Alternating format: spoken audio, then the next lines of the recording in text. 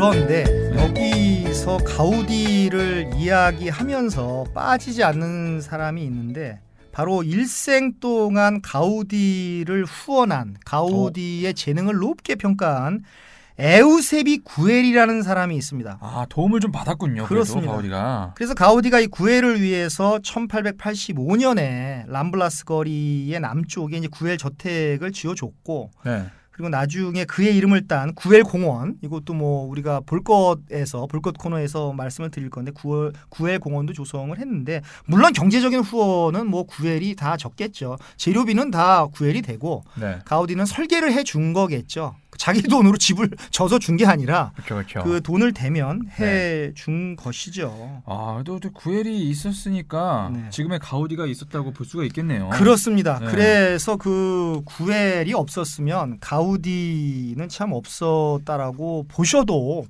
될 정도로 정말 그렇고요. 너무 가우디의 인생에 영향을 많이 미쳤고요. 그래서 이제 그 이후에 그 가우디는 뭐 까사 바티오도 짓고 까사 밀라도 짓고 뭐 다른 수많은 이런 그 부자들의 집을 이렇게 짓습니다. 부자들의 집을 짓는 게 돈이 되니까. 아, 네. 돈이 되니까 이제 부자들의 집을 이렇게 지으면서 돈도 많이 모으고요. 돈도 많이 모으고 또 이때 이 까사 밀라 까사 바티오를 지으면서 바르셀로나에서도 알아주는 어떤 건축가의 반열에 오릅니다. 건축가의 반열에 사실 오르게 되는 것이죠. 이렇게 쭉쭉 살아오는 것이죠. 그러다가 아주 역사적이면서 재미있으면서 의미 있는 일이 벌어지는데, 네. 1883년에 정말 가장 보수적인 집단이라고 하는 카톨릭 교단이, 그때 어느 정도 뭐 가우디가 명성을 얻었으니까요. 네. 카톨릭 교단이 가우디가 좀 신앙심이 깊다, 이 사람이 종교적 열의가 있다 이렇게 판단을 하고, 또 이게 참 재밌는 게 가우디가 파란 눈을 가졌다. 이 뭐 종교인들이 뭐 인종주의자는 아닌 건지 좀 그런 생각이 좀 드는데, 그의 파란 눈을 가졌다 이런 어떤 이유를 들면서 그 보수적인 카톨릭 집단이 가우디에게 성당 건축을 의뢰를 한 것이죠. 네. 의뢰를 한 거예요. 그럼에도 불구하고 가우디는 그 사이에 이제 뭐 부자들 저택 짓고 뭐 저기 뭐 이렇게 뭐 하다가 돈이 되니까 한 초창기 25년 동안은 그렇게 많이 공사가 진행이 안 되었다라고 합니다. 근데 의뢰를 받은 것은 1883년에 이미 의뢰를 받은 것이죠. 그러면 돈 때문에 그러면은 의뢰를 받았는데, 네. 약간 실망인데요, 가우디? 근데 뭐 여러 가지 뭐 이유가 있었겠죠. 뭐 돈 때문에도 그럴 수가 있겠고, 뭐 이제 뭐 부자들하고 또 부자들이 놔주질 않았겠죠. 근데 그럼에도 불구하고 어느 날 갑자기 그 가우디가 이 부자들이 쓰는 오만 방자함, 뭐 거드름 피우고 뭐 이러는 거에 대해서 좀 실망을 했다라고 합니다. 계속 집을 주고 돈을 주는데 계속 갑질해대고 뭐 이랬겠죠. 구엘 빼놓고요. 그 에우세비 구엘 빼놓고 계속 이제 뭐 감나라 배나라 하면서 코멘트하고 하니까 이 오만방자함에 실망을 많이 하게 되고 마음을 바꿉니다. 그래서 1909년부터는 부자들의 의뢰를 일절 받지 않고 이제 부자들 집 안 짓겠다라고 하면서 사그라다 파밀리아 성당 건축에만 올인을 한 거죠. 완전히 몰입을 한 거죠. 그 25년 전에 의뢰를 받았던 그게 바로 이 사그라다 파밀리아예요. 그렇습니다. 그게 바로 의뢰를 받은 것이죠. 25년 전에. 근데 초창기 25년 동안은 그냥 지지부진하고 가다가 부자들로부터 결별을 하고 이제 나는 죽기 전까지 사그라다 파밀리아에 올인을 하겠다라고 하면서 1909년도부터 이제 본격적으로 이제 공사를 시작을 했는데, 여기서 또 가우디의 어록이 나옵니다. 유명한 말 한마디가 나와요. 어떤 말을 하냐 그러면 이런 말을 했다라고 합니다. 사그라다 파밀리아를 지으면서 인간은 2차원의 세계를 움직이고 천사는 3차원의 세계를 움직인다. 그러나 건축가는 때로 자기 희생을 수없이 하고 오랜 고뇌를 겪은 다음에 단 몇 초 동안은 천사가 움직이는 그 3차원을 볼 수 있다. 이런 말을 했다라고 합니다. 그러니까 인간의 세계는 2차원이고 신의 세계야말로 3차원이다. 근데 그 3차원을 오래도 아니고 몇 초를 보기 위해서 건축가는 자기 희생을 해야 된다. 그리고 오랜 동안 고뇌를 해야 된다. 이런 말을 하면서 부자들하고 결별하지 않았을까요? 전 그런 생각이 듭니다. 건축가가 이제 3차원 천사의 세계를 볼 수 있다. 네. 그 천사를 보기 위해서 엄청 노력을 했었겠네요. 그렇습니다. 그렇습니다. 맞습니다. 그래서 이제 그 1918년부터 그가 죽은 1926년까지 요 해는 거의 뭐 이제 뭐 올인하는 정도가 아니라 거의 뭐 식음을 전폐하다시피 하고 와.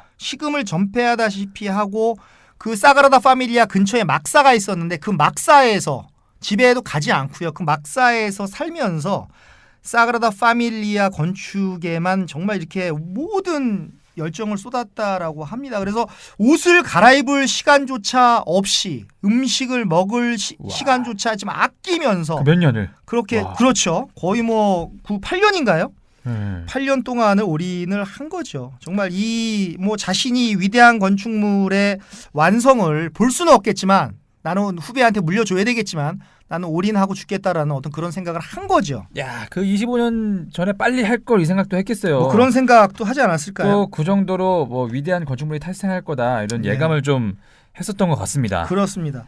그래서 가우디는 그 부자들의 집을 지어주면서 벌었던 전 재산을 사그라다 파밀리아에 아낌없이 투자를 했습니다. 야, 그동안 부자들한테 번 돈 다 투자한 겁니다. 그런데 이게 워낙 방대한 프로젝트다 보니까 돈이 모자라게 되죠.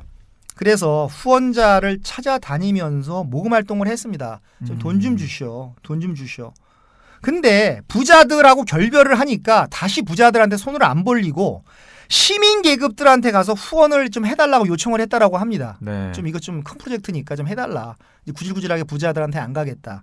그런데 아시다시피 그 시민 계급들이 뭐 좀 돈을 내겠습니까? 뭐 먹고 살기도 힘들대. 그렇죠. 돈을 기부하지 않았습니다. 오히려 이제 그 시민 계급들은 막 비웃었다라고 해요. 야, 그거 해봤자 너 지금 가진 돈으로 그냥 죽을 때까지 먹고 살아라. 그 유치한 헛수고, 심지어는 유치한 헛수고라고 이렇게 비웃고 돈을 안 줬다라고 하는 것이죠. 그럼에도 불구하고 십시일반을 해서 가우디는 이제 계속 공사를 이어나갔고 이때부터 죽기 직전까지 이제 자신들의 후임자를 위해서 이제 한편으로는 향후의 계획을 담은 그런 문서를 작성하기 시작했다라고 합니다. 그래 인간은 어차피 죽어야 되니까요.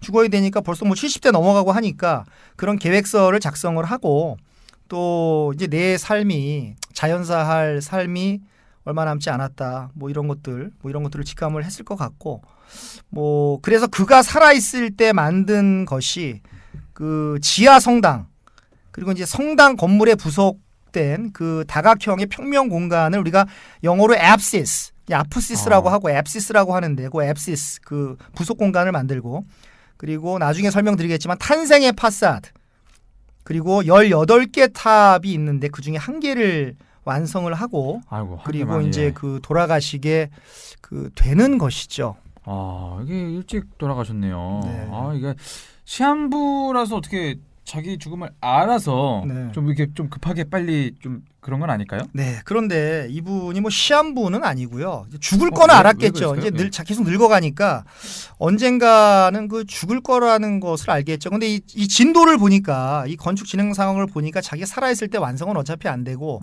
후배들이 해야 될 것 같다 이렇게 생각을 했겠지만 뭐 내가 언제 죽을 거다 뭐 이렇게 얘기는 이렇게 못했겠죠. 그러나 언제 나는 반드시 죽는다라고 인간이니까 병은 아니었구나. 네, 죽는다라고 생각을 했고 애석하게도 가우디는 비참하게 죽습니다. 어떻게 비참하게 죽냐 그러면 네.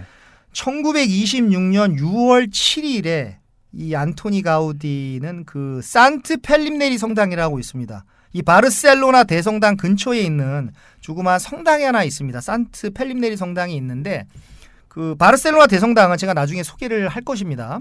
약속을 드리고요. 산트 펠림네리 성당에서 미사를 마치고 역시 공사 현장으로 가던 중에 이 노면 전차에 치여서 네. 큰 치명상을 입게 되는 것이죠. 아, 노면 전차가 되게 빨랐나 보다. 아이고. 뭐 네. 그냥 뭐 이렇게 가는데 그냥 뭐 치였겠죠. 근데 이 아까 말씀드린 대로 옷을 이렇게 뭐 이렇게 허름하게 입고 다녔지요. 올인하다 보니까 식음 전폐한 사람이 뭐 차려 뭐 머리 드라이를 했겠습니까? 뭘 원래도 했겠습니까? 그랬는데 더욱 더 예. 네. 그래서 남루한 옷차림에 이렇게 가우디가 전차에 치여서 쓰러졌는데 그 운전사가 좀 나쁜 사람인 모양이에요. 나중에 구속된 걸로 알고 있는데요. 이 전차 운전사가 그냥 노숙자다 쟤는. 저 사람은 노숙자다 그래서 병원으로 옮겨야 되는데 그냥 이렇게 가버렸다라고 하는 겁니다. 어이구 남루하면 그냥 가도 되나? 일종의 아이고. 뺑소니죠. 네. 네, 뺑소니입니다. 전차 뺑소니 또 처음 들어보네. 그렇습니다. 전차 뺑소니죠. 네. 그래서 이제 경찰관이 왔죠. 사람들이 웅성웅성하니까 경찰관이 왔는데 경찰관도 가우디의 신분증을 발견하지 못한 거예요. 이 예. 사람이 가우디라고 하는 것을 상상을 못했겠죠. 너무 허루스름하게 입었으니까. 그래서 사람들이 어쨌든 간에 일반 사람들이 길에 쓰러졌으니까 이제 뭐 병원으로 이제 막 그 옮기려고 이제 뭐 운송수단을 타야 되지 않겠습니까? 환자 옮기는데 버스를 탈 수는 없잖아요. 네. 그래서 택시를 잡으려고 했는데 택시 기사조차들도 3번이나 승차거부를 했다라고 합니다. 아이고. 그러니까 뭐 그때도 승차거부가 있었던 것 같아요. 그러게요. 우리나라만 그 있는 게 당시에 아니라 야. 우리나라 강남역에만 있는 게 아니라 이 승차거부가 있었던 것 같고요. 근데 이 승차거부를 했었던 게 그 당시에는 택시기사들이 돈을 못 받으니까 이 가난한 사람들이 탔다가 내리면서 돈 없다 그러면 곤욕을 치르니까 한편으로는 뭐 기사분들의 심정이 또 이해가 또 갑니다. 그래서 어쨌든 간에 그 승차 거부를 당해서 정말 그 너무 어려운 상황이었다라는 그런 거죠. 너무 안타까운데 아니 네. 그때는 119 이렇게 부를 수 없었나? 그거 없었나? 그러니까요. 네. 그래서 결국 이제 네 번째 택시기사가 이제 그를 병원으로 옮겼습니다. 병원으로 옮겼는데 벌써 한참 걸렸겠네. 그렇죠. 벌써 한참 치명상 피 흘리고 막 이러고 있는데 병원으로 이제 네 번째 택시기사가 그를 이제 병원으로 옮겼는데 병원에서도 가우디를 못 알아보고 2번이나 응급조치를 거부당한 겁니다. 참 이상한 사람들이네. 참 이상한 사람들입니다. 네. 그래서 결국 빈민들이 이용하는 무상병원으로 옮겨지게 됩니다. 뭐 빈민들이 이용하는 무상병원이라는 게 뭐 상상이 가시죠. 예. 주사기나 있고 뭐 당시에 소독약이나 또, 예. 있고 뭐 이랬겠죠. 그래서 신분을 증명할 것이 아무것도 없어서 이 병원에서도 이 사람이 가우디라는 사실을 모르는 거예요. 가우디라는 사실을 그냥 이 모르는 겁니다. 계속 방치돼 있는 거예요. 근데 가족들은 하루가 지나서 이렇게 누구한테 연락이 와서 지금 가우디로 보이는 사람이 쓰러져 갖고 저기 빈민병원에 있다라고 연락이 갔겠죠. 네. 그래서 가족이 왔다라고 합니다. 일가 친척이 왔겠죠. 뭐 자식은 없으니까요. 네. 일가 친척이 와서 빨리 우리 큰 병원으로 가자라고 막 설득을 했는데 여기서 저는 모르겠습니다. 가우디가 정말 이게 어떤 성인의 반열에 있어서 이런 소리를 했는지 아니면 그냥 했는지 모르겠습니다만은 가우디가 이런 반응을 했다라고 해요. 난 안 가겠다. 네. 난 안 가겠다. 왜죠? 사람이 옷차림으로 이 바르셀로나라는 도시가 옷차림으로 승차 거부하고 옷차림으로 뺑소니하고 옷차림으로 응급처치를 거부하고 이런 게 바르셀로나라면 나는 그냥 여기서 죽겠다. 바르셀로나에 미래가 없다. 야. 이렇게 말을 하면서 그냥 그 병원에서 계속 지내다가 3일 후인 사고가 난 지 3일 후인 6월 10일 날 1926년 6월 10일 날 74세의 나이로 생을 마감했다라고 합니다. 저는 그 가우디의 행동을 참 모르겠습니다. 어떻게 보면 약간 미친 짓 같기도 하고 어떻게 보면 저 사람이야말로 참 인류에게 어떤 메시지를 전달을 하려는 어떤 하나님의 천사인가? 뭐 이런 생각도 들 정도로 그런 반응을 취하고 거기서 죽었다라는 겁니다. 저는 그렇게도 생각이 되고 이게 계속 그러다 보니까 진짜 열받아서 네. 막 짜증이 나가지고 아유 막 이러면서 그랬을 것 같아요. 그랬을 수도 있습니다. 화도 났겠죠. 네. 화도 났겠죠. 얼마나... 이게 뭐냐. 네. 그냥 이게 남루하게 다니는 사람은 인권도 없냐 이렇게 생각하면서 화도 많이 났겠죠. 진짜 그렇게 위대한 건축가를 네. 이렇게 어이없이 보내다니 진짜 정말 다시 생각해도 안타까운 일이네요. 그렇습니다. 그래서 이제 비로소 그가 죽고 나니까 네. 모든 게 참 죽고 나서 알아주는 게 문제입니다. 인류는 그가 죽고 나서 바르셀로나 이제 사람들이 그가 최고의 건축가였구나. 후회하겠다. 그가 바로 네. 가우디였구나. 그를 왜 우리가 몰라봤느냐라고 하면서 비로소 이제 그를 애도했다라고 합니다. 그래서 그의 시신이 그 사그라다 파밀리아의 성당의 그 지하에 안장되었습니다. 지금도 있습니다. 그 묘가 지금도 있고요. 네. 근데 참 재미있는 게 아니죠. 참 이게 이 성스러운 게 뭐냐 그러면 원래 성당의 지하에 이렇게 묻히려면 성인의 반열에 있는 사람이 묻힙니다. 네. 그죠? 순교를 하거나 그죠? 어떤 마터돔, 순교자의 길을 걷는 사람이 이렇게 묻히는 것인데 가우디는 일반인입니다. 그렇죠, 근데 얼마나 사람들이 그를 애도하고 존경을 했으면 그를 사그라다 파밀리아 지하에 안장을 시켰다라는 것이죠. 저는 이걸 보면서 여기서 약간 전율을 느끼는 것 같아요. 보통 성당의 지하에 있는 분들은 위대한 왕이거나 거의 뭐 예수님 반열에 있는 예수님 제자 반열에 있는 사람인데 일반인이 그 성당 지하에 안장이 되었다라고 합니다. 이것도 좀 대단한 것 같고요. 그의 묘비명에는 이렇게 쓰여 있다라고 합니다. 이것을 사그라다 파밀리아 들어가셨다가 안 보고 나오시는 분들도 많은데 이거 보고 나오셔야 됩니다. 어떻게 쓰여 있느냐? 이렇게 쓰여 있다라고 합니다. 모범적인 삶을 살아온 사람으로 위대한 예술가이며 경이로운 교회의 건축가. 1926년 6월 10일 바르셀로나에서 세상을 떠나다 이 위대한 인간의 부활을 기다리며 편히 잠들기를 이렇게 묘비명을 썼다라고 합니다.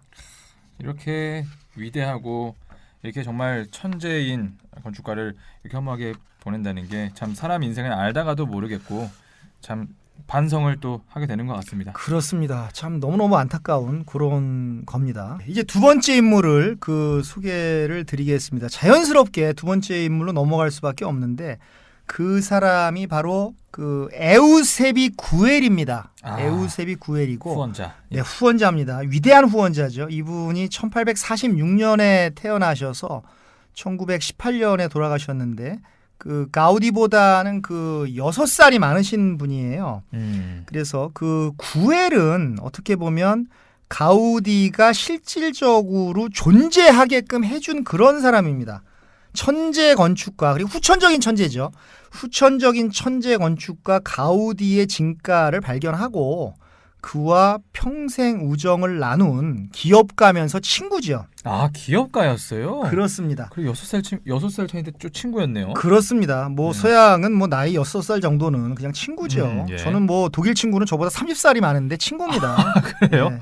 그냥 네. 서로 이름 부르고 네. 서로 뭐 그렇습니다.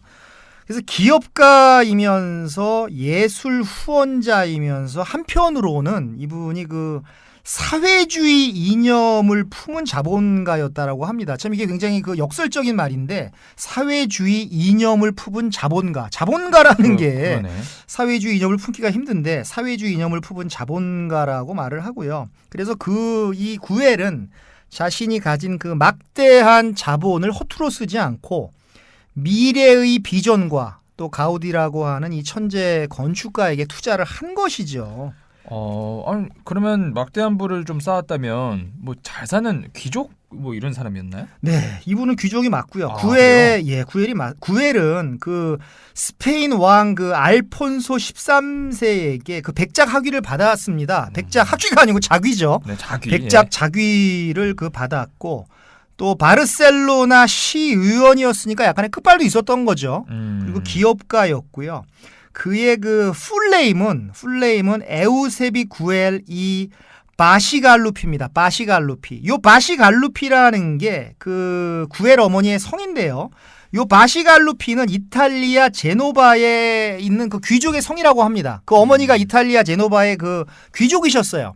그러니까 이분이 어떻게 보면은 그 혈통적으로 귀족이 맞는 거죠. 그렇죠. 예, 그렇죠. 근데 자본가인데 사회주의 이념을 어떻게 구회주의면은 약간 개인적인 게 아니라 약간 사회적으로도 생각을 하는 뭐 그런 거잖아요. 근데 자본가요? 그렇습니다. 네. 이 구엘은 그 학생 때부터 이 사회 문제에 관심이 많았다라고 합니다. 그래서 그 방직 사업으로 이제 큰 자본을 모은 그 자본가죠. 큰 자본을 모은 자본가인 아버지로부터 유산을 물려받게 되자 네. 보통 이제 이런 경우에는 이제 흥청망청 쓰는 경우가 많죠. 그렇죠. 흥청망청 이제는 아버지한테 돌아가셨으니까 유산 받았으니까 막 이렇게 물 쓰듯이 쓰자 이런 분이 많은데 이분은 바르셀로나에서 유산을 물려받자마자 바르셀로나에서 정치, 경제, 미술, 신학을 공부했다라고 합니다. 개념이 있는 분이죠. 네. 그리고 런던과 파리로 건너가서 영어를 배우고 불어를 배웠다라고 합니다. 굉장히 글로벌한 사람인 거죠. 어떻게 보면 기업가로서의 조건을 다 갖춘 겁니다. 그래서 가문의 재산과 함께 기업가 정신까지 배운 사람, 이런 사람으로 기억이 되고 또 기업가 정신을 또 받았는데 이분이 정말 그 당시로서는 첨단 산업이죠. 조선 산업, 시멘트 산업, 가스 산업 그리고 가이샤 은행의 주식에 투자를 했다라고 합니다. 야. 참고로 말씀을 드리면 이 가이샤 은행은 스페인의 3대 은행입니다. 그 까탈루냐 지방에서 이렇게 발원한 그런 은행이에요. 까탈루냐 최대 은행입니다. 네. 바르셀로나에 본점이 있습니다. 생각을 해보십시오.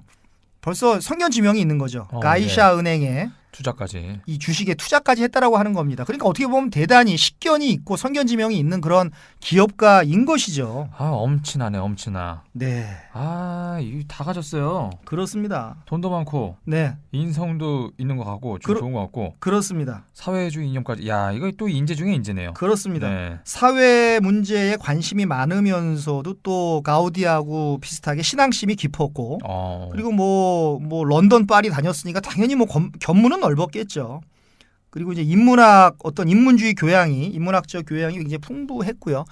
그래서 바르셀로나 사람들은 에우세비 구에를 이렇게 표현했다라고 합니다. 지금도 이렇게 표현한다 그래요. 그때뿐만 아니라 에우세비 구엘은 몰트 세뇨랄이다. 몰트 세뇨랄이라고 이렇게 부른다고 합니다. 그게 뭐죠?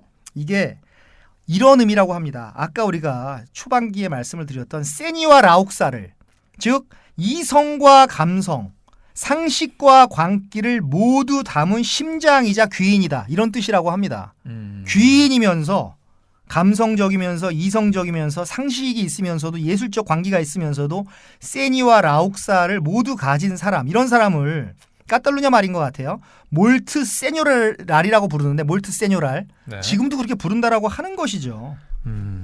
그러면서도 자기 회사에서 일하는 그 노동자들에게는 어떤 그 법적인 경제적인 안정을 보장해주기 위해서 정말 노력했다라고 합니다. 정말 대단한 사람이죠. 네, 멋지고 정말 대단한 사람이었기 때문에 네. 그래서 가우디를 이렇게 알아보는 눈까지 있었던 거겠죠. 그렇습니다. 근데 저는 그렇게 봅니다. 어떻게 언제부터 알게 된 거예요, 근데? 네, 가우디를? 1878년에 파리 만국박람회가 열리는데요. 이 만국박람회에 참 이게 역사적인 운명은 다 그런 것 같습니다. 그러니까 에비타가 후안 페론 대령을 만난 것도 지진 때문에 그렇죠.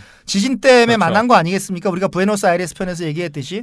근데 이때 가우디가 출품을 합니다. 출품을 하는데 또 그 박람회에 구엘이 간 것이죠. 네. 그래서 어떤 것을 출품했냐 그러면 위쪽에는 철제 장식이 되어 있고 아래쪽에는 그 마호가니 나무라고 아시죠? 마호가니. 그 네. 가구를 만드는 마호가니로 만든 그 다리가 3개 달린 어떤 길이 높이가 3m나 됐다 그래요.